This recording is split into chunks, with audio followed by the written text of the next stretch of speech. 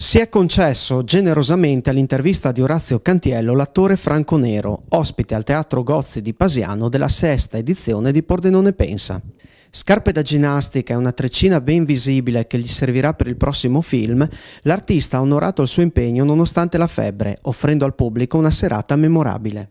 Una lunga chiacchierata nella quale il divo di origini parmensi ha parlato degli esordi con le commediole a scuola, della sua gratitudine al regista John Huston che lo ha lanciato nel grande cinema e della sua vita privata.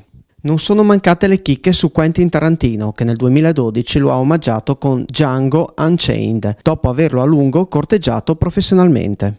Ma su tutto non ha nascosto la sua predilezione per il cinema internazionale, come ha confermato personalmente.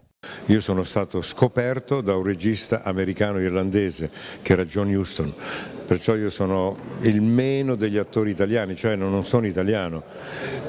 Tutta la mia vita ho sempre fatto film in giro per il mondo, e specialmente poi negli ultimi 20 anni il 90% del mio lavoro lo faccio all'estero perché c'è ancora un bel cinema. Una carriera di oltre 200 film la sua, iniziata con Django, pellicola cult del filone spaghetti western, e continuata con prestazioni straordinarie dirette da registi eccellenti.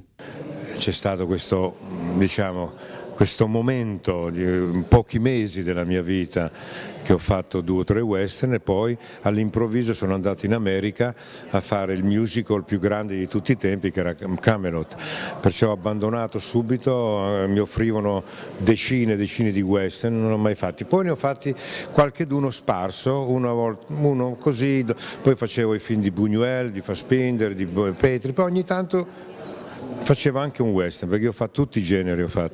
Pordenone Pensa continua fino a mercoledì 11 giugno con numerosi appuntamenti, tutti ad ingresso libero. Programma integrale su www.pordenonepensa.it.